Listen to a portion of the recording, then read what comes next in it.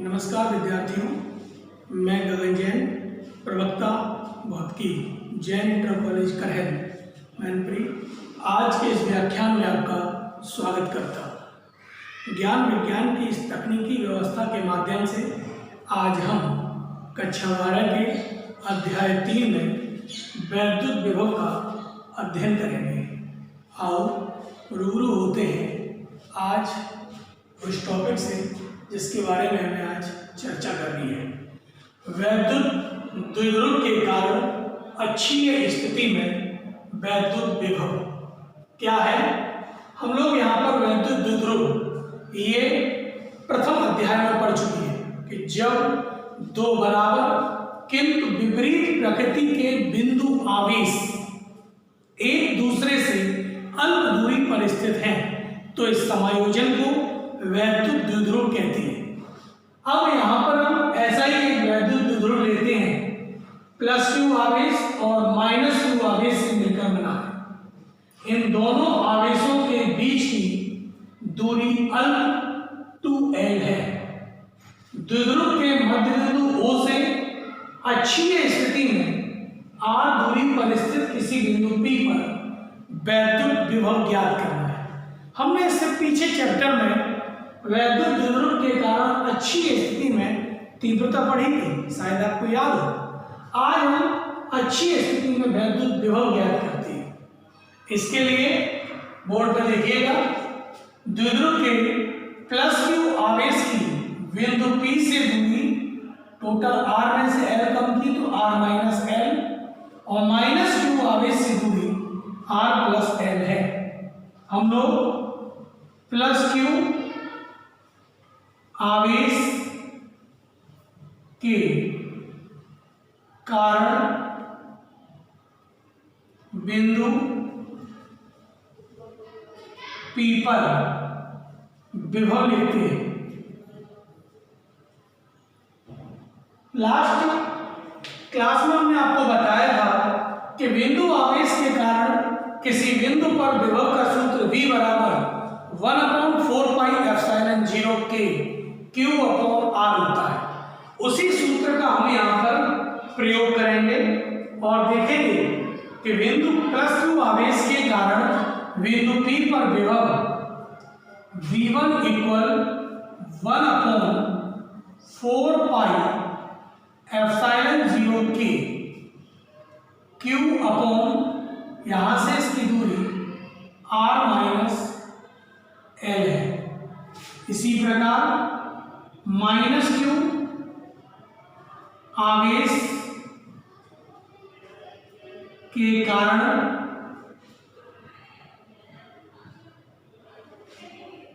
बिंदु P पर विभव निकालें तो चूंकि विभव एक अदिश राशि है इसलिए यहां आवेश का चिन्ह आएगा और आवेश का चिन्ह -q आवेश के कारण ऋण है तो V2 इक्वल आ गया -1/4πε0 K Q और अब ये कितनी दूरी होगी, ये r और ये l तो टोटल r + l। विभव एक अदिश राशि है अतः बिंदु P पर परिणामी विभव निकालें।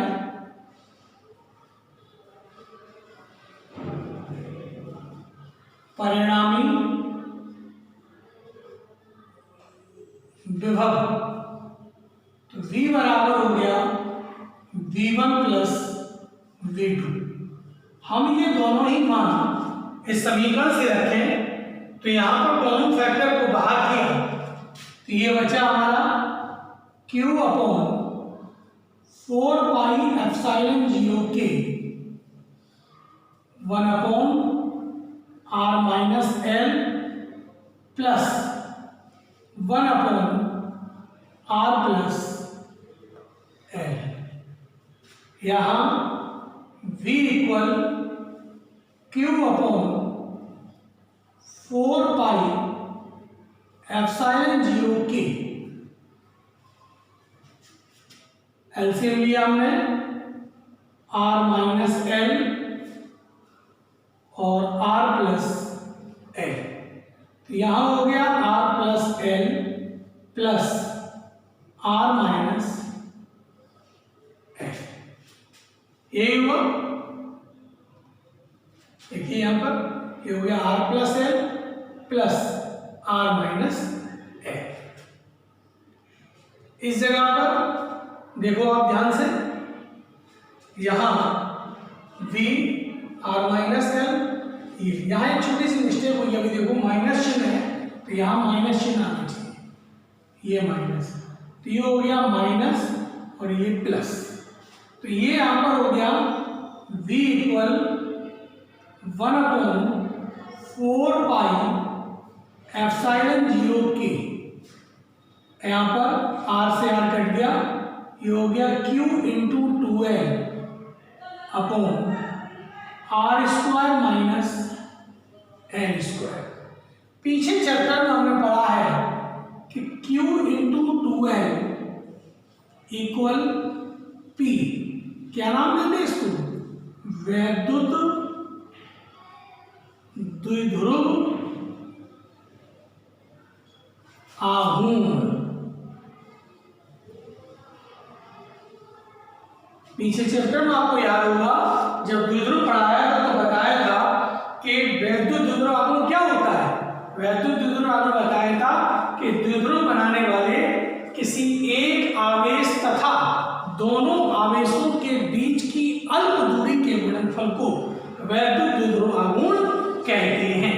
तो अब हम यहाँ पर अगर मान रखें तो हमारा सूत्र क्या बन गया, v इक्वल 1/4 पाई एप्सिलॉन 0 के p upon r square minus L square.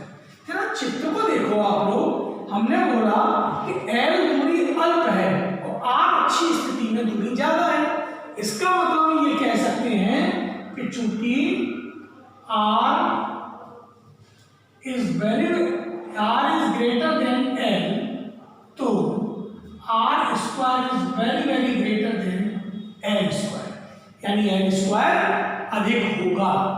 इस स्थिति में हम यहाँ पर एल स्क्वायर को छोड़ दें तो मेरे पास विभव का सूत्र हो गया 1/4 पाई एप्सिलॉन 0 के p upon r square.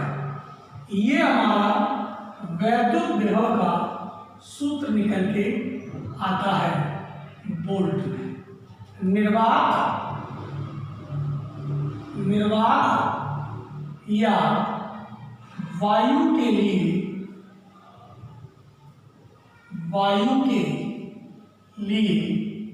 k बराबर होगा 1। इस हिसाब से v इक्वल आएगा 1/4 pi epsilon 0 p upon r square. ये आपका डेरिवेशन पूरा हुआ। इस प्रकार हम कह सकते हैं कि हमने इस पूरे डेरिवेशन में अच्छी स्थिति में वैद्युत विभव का सूत्र निकल के आ गया, v बराबर 1/4 pi epsilon 0 p upon r square. इसका मात्रक भी वोल्ट ही होगा। समझ में आया आपको? ठीक है, धन्यवाद। अभी हमने अच्छी स्थिति में वैद्युत द्विध्रुव के कारण वैद्युत विभव पढ़ा था।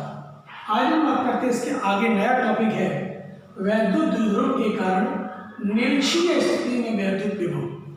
अब आपको ये पता होना चाहिए कि अच्छी स्थिति और निरक्षीय स्थिति में क्या अंतर है।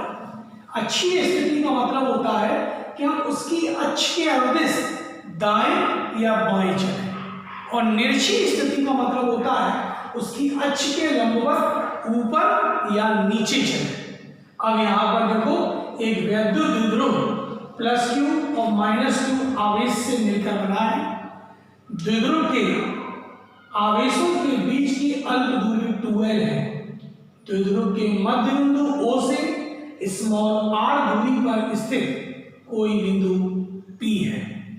आप यहाँ पर देखिएगा ये L और ये R, मैथ में पाइथागोरस प्रमेय, ये दूरी आपकी हो गई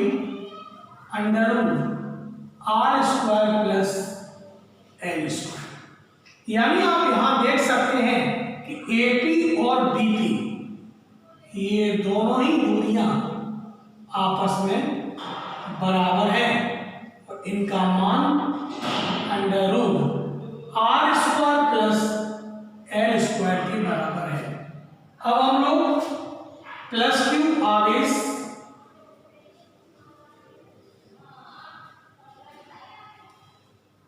के कारण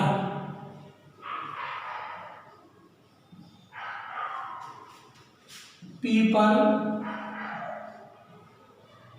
वैद्युत विभव निकालें।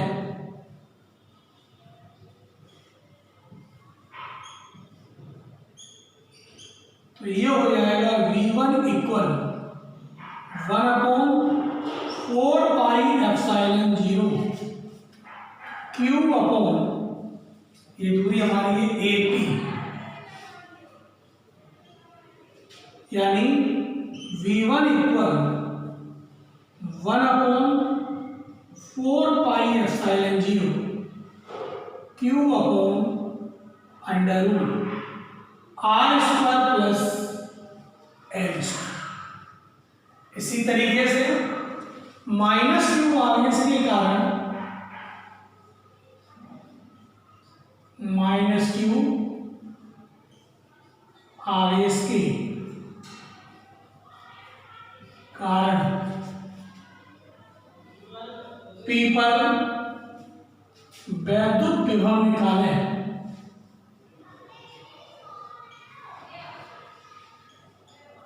तो ये हो गया V2 इक्वल माइनस चिन्ह आएगा 4πε0 Q अपॉन BP, यानी माइनस के 1/4πε0 Q upon √r² plus L²।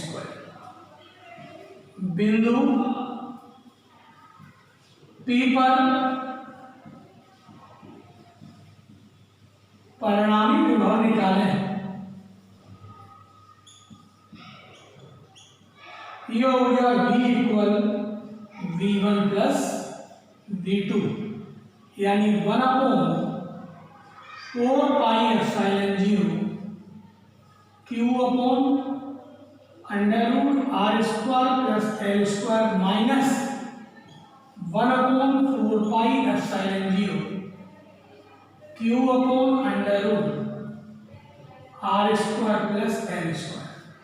ये दोनों ही वैल्यू आपस में बराबर है, तो ये कट गई। इस प्रकार हमारा डेरिवेशन कंप्लीट हुआ और रिजल्ट आया V इक्वल 0। यानी हम ये कह सकते हैं कि अच्छी स्थिति में तो निकल के आता है सूत्र V बराबर 1/4πε0 Q अपॉन r², लेकिन निरक्षी स्थिति में वैद्युत विभव का मान 0 होता है। इस प्रकार आज हमने 2 क्वेश्चन पढ़े। एक पढ़ा हमने अच्छी स्थिति में वैद्युत विभव के कारण तीव्रता विभव, और दूसरा पढ़ा निरक्षी स्थिति में विभव। आज के लिए आपका गृह कार्य यही रहा, ये दोनों ही डेरिवेशन आपको याद करने हैं। कल इन्हीं दोनों का उपयोग करके हम एक अन्य बिंदु के लिए वैद्युत विभव के सूत्र का निर्माण करेंगे। समझ में आया?